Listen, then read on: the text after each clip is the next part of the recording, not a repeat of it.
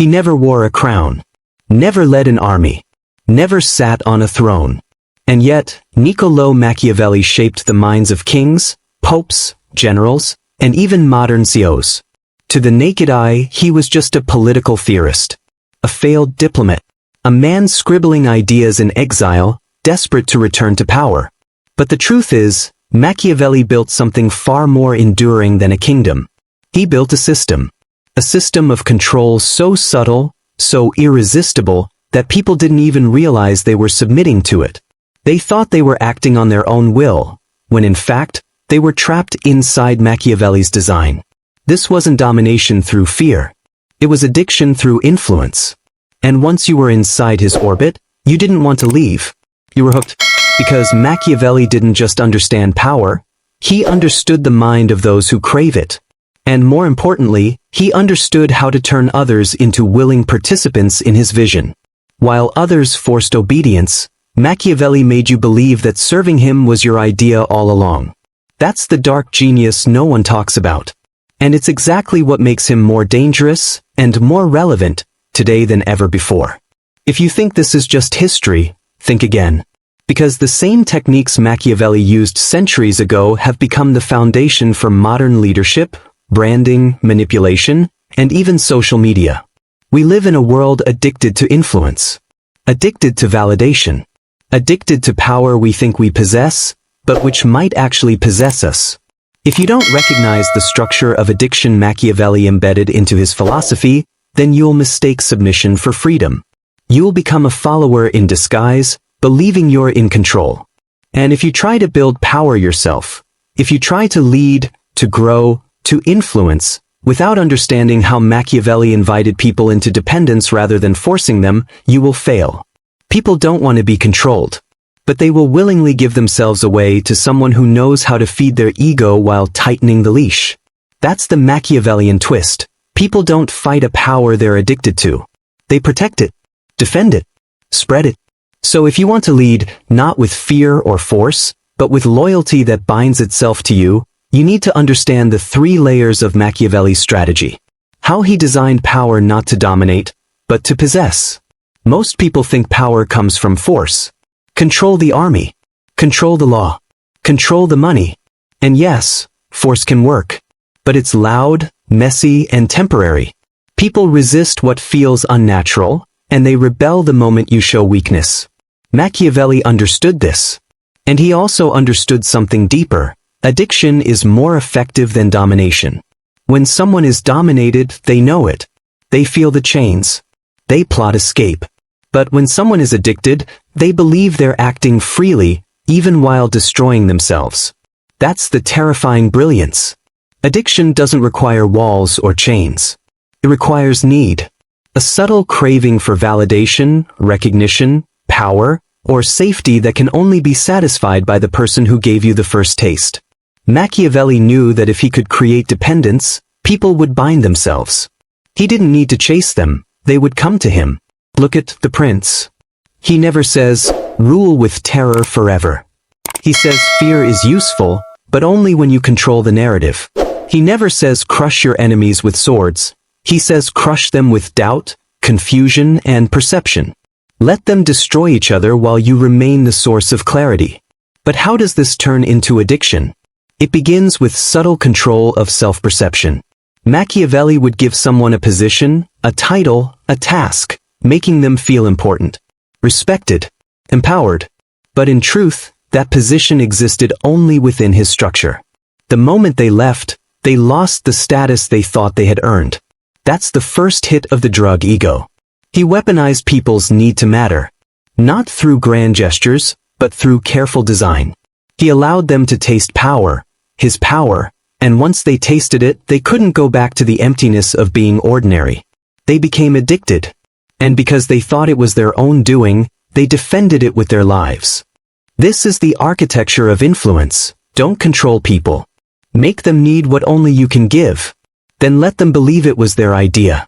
At the heart of Machiavelli's genius lies a paradox. Give people the illusion of autonomy, and they will choose loyalty.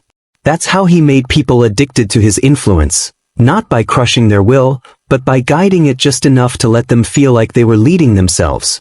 This is not manipulation in the cartoonish sense. This is engineering of the psyche.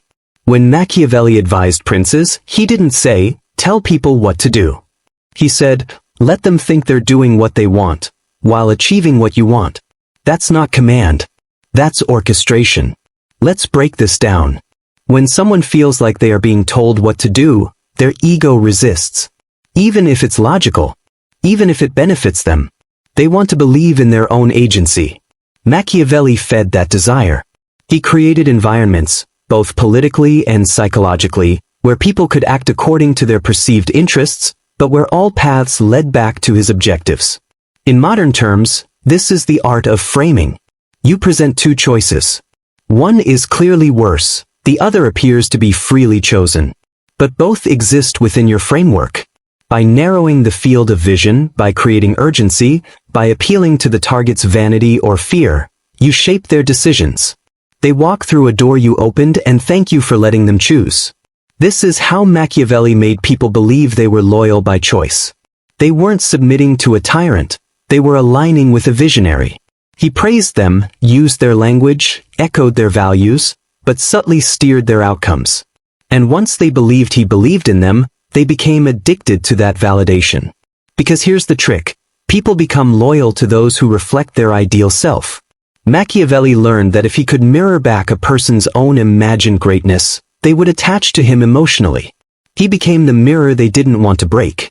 The mentor they didn't want to disappoint. The figure they would defend, not out of fear, but out of identity. And once you become part of someone's identity, you no longer have to demand loyalty. They give it freely, because without you, they feel less than whole. This is why betrayal was rare, until his enemies realized too late that their loyalty had been designed, not earned. By then, the damage was done. They had already served his mission. Willingly. You might think all this is a relic of Renaissance politics. But that would be a fatal mistake.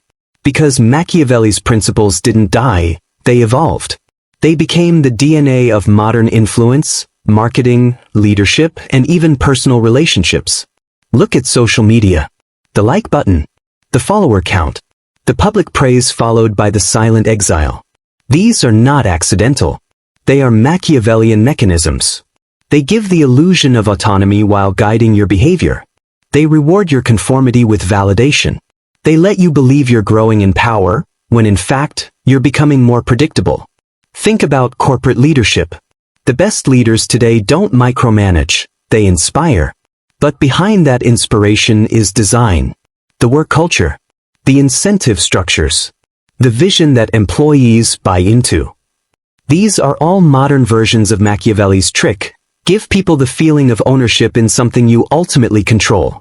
Even in personal relationships, we see it. People become addicted to emotional validation. To being needed. To playing roles that give them a sense of purpose.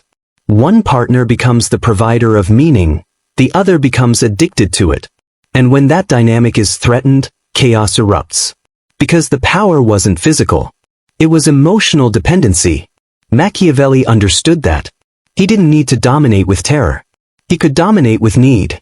And because people rarely admit they're addicted to someone else's approval, they stay trapped. Just like his followers did. But here's the deeper twist. You're not just vulnerable to being manipulated this way. You're also tempted to use this strategy yourself. To make others crave your validation. To design systems where you are the source of meaning. And the danger is, once it works, it's hard to stop. Because just like those Machiavelli influenced, you too can become addicted to being the one in control. So now we face the final question.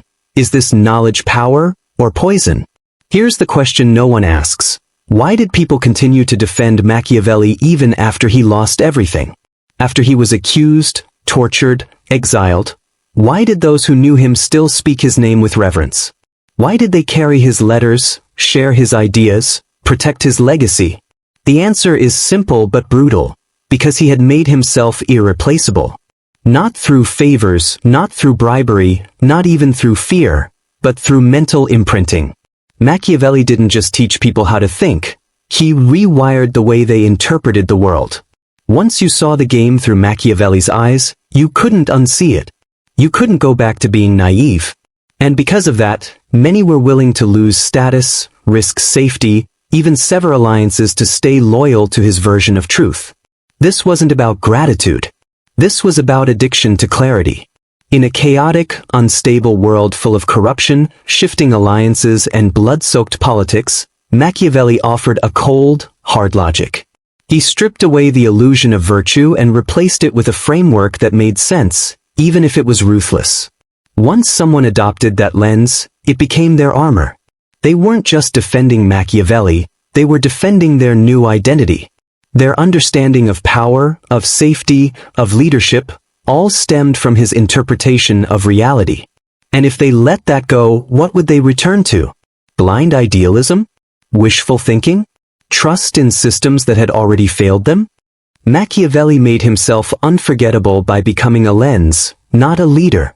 That was his ultimate move. Even when the man was gone, the mind he shaped remained. His followers didn't obey him, they became him. That's the deepest kind of influence, when your ideas take root so deeply that others feel they discovered them themselves. That's why his books were copied in secret. Why his strategies lived on in courtrooms, backrooms, and war councils. Because he didn't just build loyalty, he transferred identity. And when someone's identity is tied to your philosophy, they don't just follow you, they fight for you. Even when you're not there to see it. Now we reach the hardest question of all. If Machiavelli's system is this effective, should you use it? And if so, how do you do it without becoming a monster? Because this strategy, this ability to make people addicted to your power, it works. But it also consumes. Not just the people around you, but you. Here's the danger. The moment you realize people are hungry for validation, desperate for direction, eager to serve someone who reflects their dreams, you'll feel tempted. You'll start to craft your words more carefully. You'll build systems where you're the center. You'll reward loyalty with recognition, and silence dissent with gentle isolation. Not by punishment, but by absence. And it will feel good. Strategic. But the more people become addicted to your power, the more you become addicted to their loyalty, their praise, their dependency. You begin to fear losing them. You begin to manipulate not to lead, but to keep them. And when that happens, you're no longer in control. You've become a slave to the very influence you created. Machiavelli warned of this, quietly, beneath the surface. In The Prince, he says it is better to be feared than loved, if you cannot be both. But he also warns against rulers who grow too dependent on the favor of others. Because once your identity is tied to their approval, you've built a throne made of sand. You'll compromise your vision just to keep your admirers close. You'll avoid necessary cruelty. You'll dilute your power to keep the addicted from leaving. True mastery of Machiavelli's strategy doesn't mean becoming cold and manipulative. It means recognizing the line between influence and obsession. It means knowing when to give people a taste of your power, and when to let them go. Because real power doesn't cling. It doesn't beg to be admired. It creates systems so strong that even when you disappear, the addiction remains.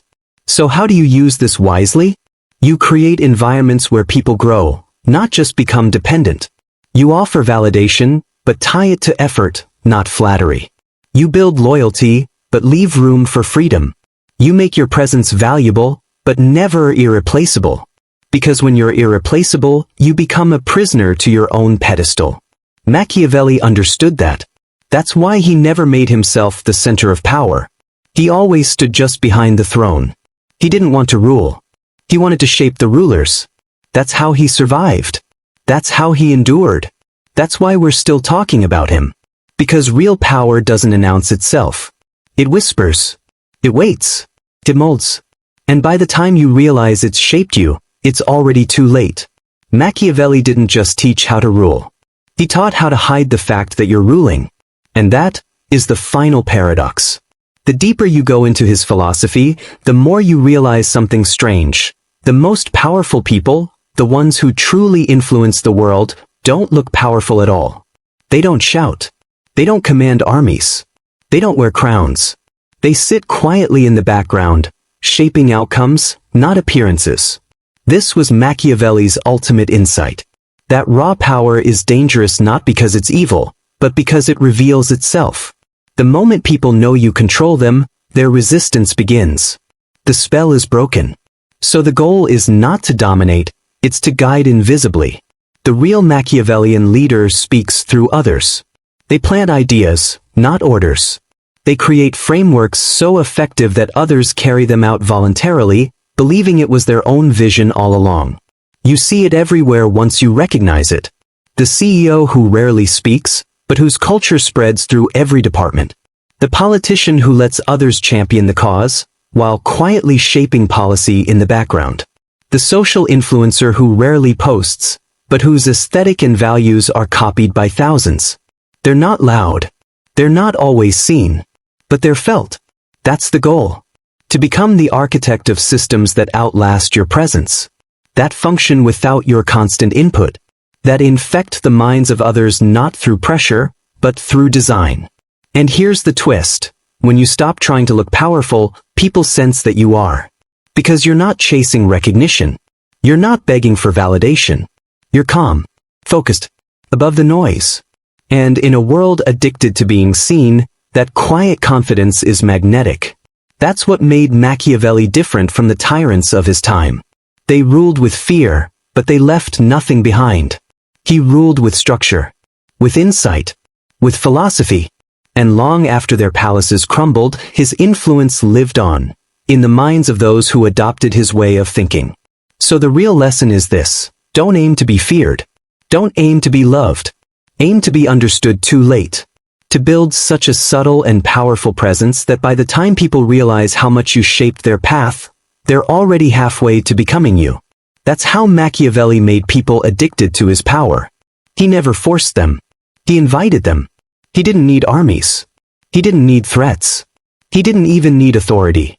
All he needed was understanding, a deeper understanding of human nature than anyone around him. And with that, he didn't force loyalty, he designed it. He understood that people don't want to be dominated, they want to belong.